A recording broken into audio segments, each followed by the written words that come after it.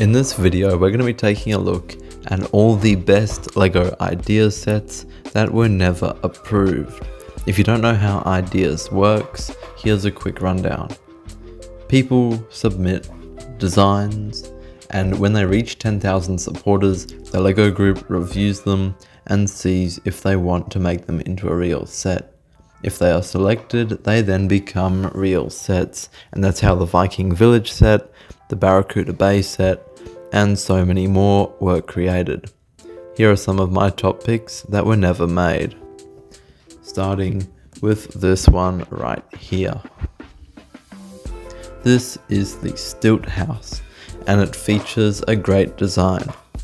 So in this video, I'm going to talk about what I like about the build, what I don't like, and the reason why it wasn't selected based on what I reckon.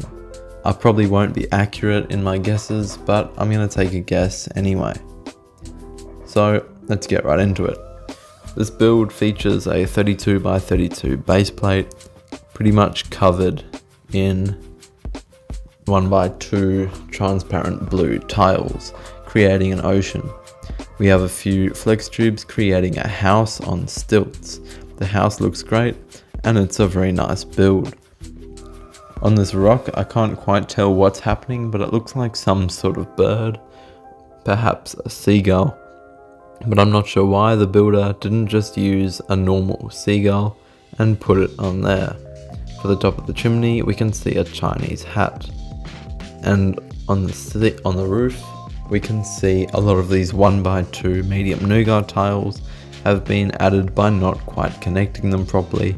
It's an interesting technique that I like to use in some of my builds too.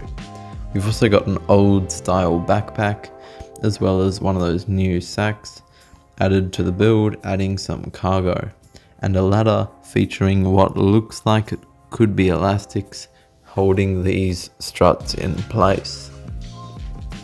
Now, I think it's a really good build with a good color scheme and an interesting premise, and it would work well in any modular city, especially ones that include a water area.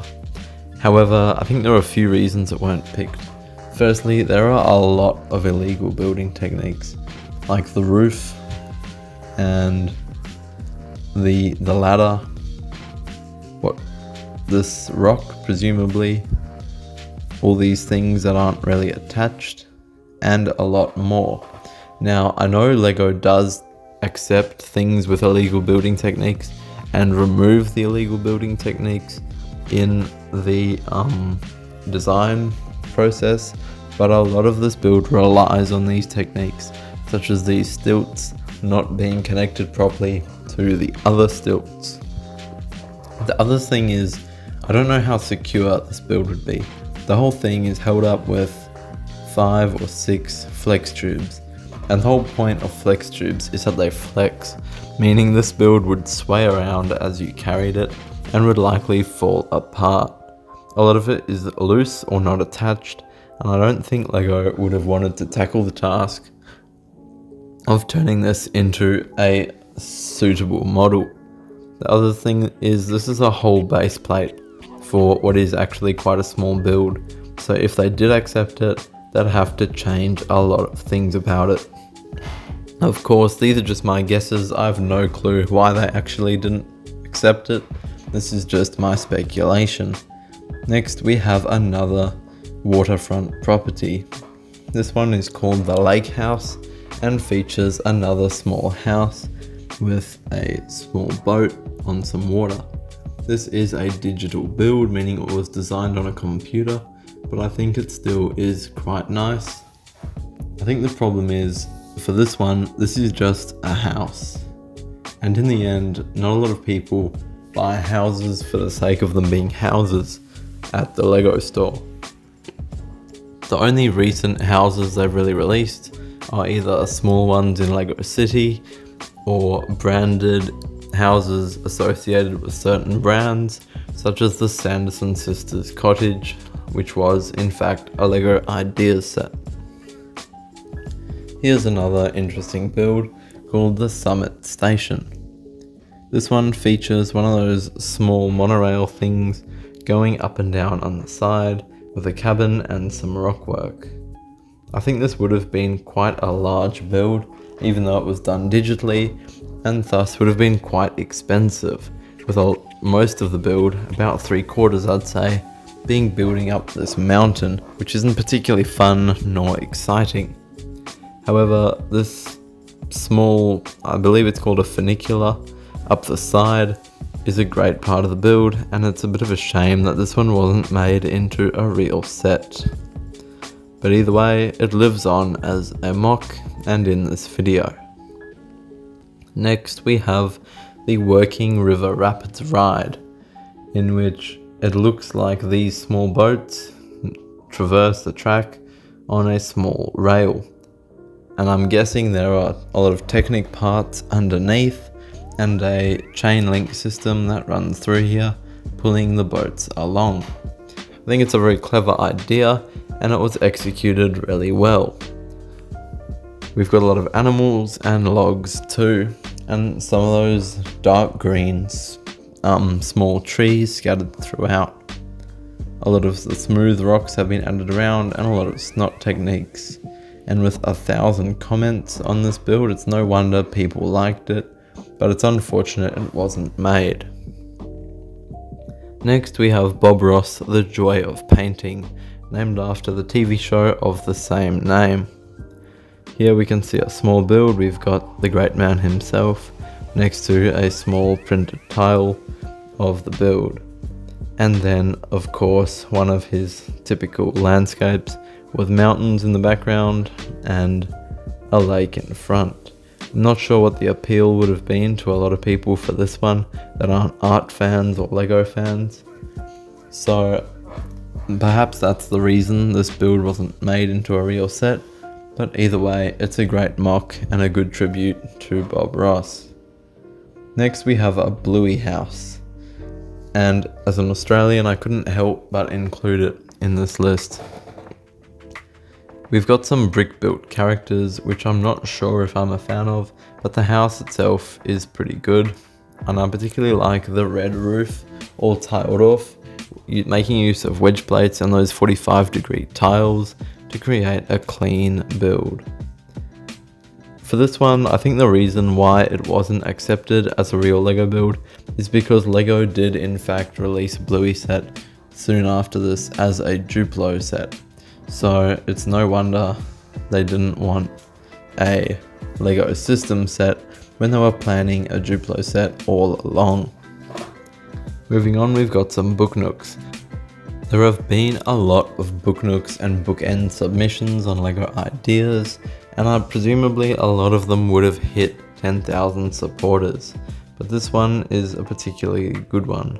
You can see the names of the books are all Lego related, like Billund, the city where Lego was invented, the Great Athol, where Athol stands for Adult Fan of Lego, the Brick, and the Lord of the Dots, which is a comedic take on the Lord of the Rings. Either way, it's an interesting build, and it looks like it's inhabited by wizards, but of course not all builds can be made into real sets. Next is a particularly good one. This one is Howl's Moving Castle.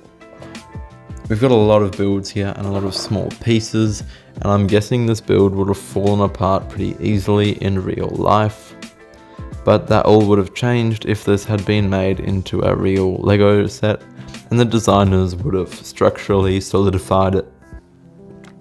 For the tongue, we have brick separators, a very nice part usage. They've been turned upside down and attached to the middle. Works quite well, but another reason a lot of these builds aren't picked is because of the intellectual property. Some licenses from some companies, perhaps Studio Ghibli, are simply quite hard for Lego to attain, and so even if they want to make this set a reality, a lot of the time they simply can't, because they can't buy the rights to create it from the people that own the license. Next we have the Iron Giant, another build from a movie. This one features a simple base and a tall giant statue. In a similar style to the Horizon tall neck set, we've got one minifigure and a few trees. And I think this would have actually been quite a popular and quite a good set. And so I'm not entirely sure why Lego didn't create it, but who knows, perhaps it's because they're planning an Iron Giant set anyway. Next we have the Scooby-Doo and the Ravenwood Mansion. Lego has in fact made Scooby-Doo sets in the past, so I wouldn't be that surprised if they brought it back as an idea set, but evidently they chose not to for this submission. It's a great build, very detailed and very nice, but I think part of the reason it wasn't accepted is because this might have just been too big. When you think about it, it's a massive set, and I'm guessing it would have had a few thousand pieces, probably 5 or 4, making it very expensive and probably not accessible to most Scooby-Doo fans. Even though this is only half a house and not a full one, it's still done quite well and reminds me of the Haunted House set from Monster Fighters. The tree here is particularly good. We've got a lot of these seaweed pieces stuck upside down into this tree, and while this looks good digitally, I'm not sure how well it would have stuck together in a physical build. Next we have the Canal Houseboat, a small but effective build with some nice photography and photo editing too. This build is a classic staple of the European canals, with what I believe is the flag of the Netherlands at the back. We've got a few chairs and even a seagull. Quite honestly, this would have been a great build, and I'm not quite sure why they didn't accept it, but I particularly like the use of the Technic pieces here at the front and the red flex tubes running down the side. Moving on, we have the Forestman outpost with a redesigned Forestman shield and a bunch of new minifigures, all in a tree. And I think this is a great build, and I really like how it's combined the castle with the tree, such that we have those typical castle shapes, but all made out of wood. But I think the reason this wasn't accepted is because Lego loves to control the castle theme really closely. They want to make it as exclusive as possible to boost the value of the nostalgia and sell more of their bigger sets, such as the Lion Knight's castle and the Blacksmith Lego Ideas set. So it's unlikely they'll be releasing more castle sets from Lego Ideas. Next we have Shrek Swamp 2, which I'm guessing means this was already submitted as Shrek Swamp 1 and number 1 was not approved. I'm not quite sure why it would have been resubmitted for number 2, but I'm guessing that's because the designers get $500 worth of Lego whenever an idea reaches 10,000 supporters. So perhaps the designer just wanted an extra $500. Either way, it's an interesting build, and I think it would have been very popular had it been made into a real Lego set. There have been a few Shrek Swamps though that have been denied, so who knows, maybe we'll get a Shrek set quite soon. Next we have the Italian Riviera. This build is primarily in 3 angles. We've got the main section and then 2 sections, both pointing inwards at 45 degrees. We've got a few unique colours and a few minifigures, but it's a very nice build. I think the only reason they didn't make this one into a set is just because Lego didn't see the potential for wide sales, even though it's such a nice build. The idea is quite conventional of a Lego MOC, and so I don't think Lego would have thought there was enough innovation in this build, even though it's been done really well. Counting down to our third last build, we have the Wolfpack Castle.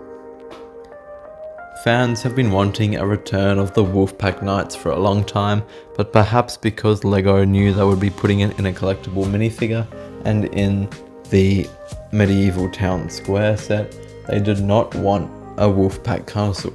But now that we've gotten those sets, now would be a really good time for LEGO to release one.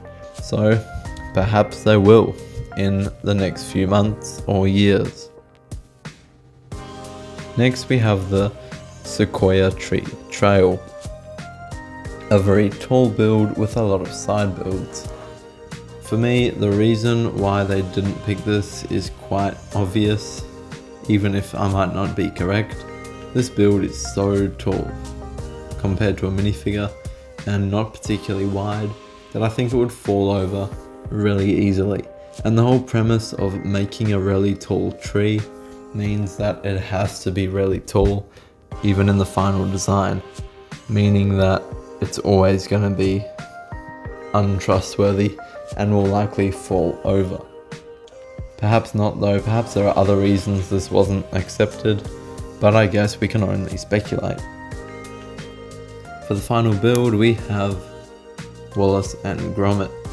I particularly like the Gromit structure here, where we've got this transparent snot brick on top of his head with two horns poking out and prints on the front. It's very inventive to try and get around the rule that LEGO idea submissions cannot have any new pieces, but it does a great job. And I suspect if this was made into a real set, they would definitely just make a new piece. This idea of LEGO Wallace and Gromit has kind of been long overdue, and I'm hoping we'll get LEGO Wallace and Gromit one day in the future, even if it's not this build. As always, thanks for watching, make sure to like and subscribe, and of course, I'll see you next time.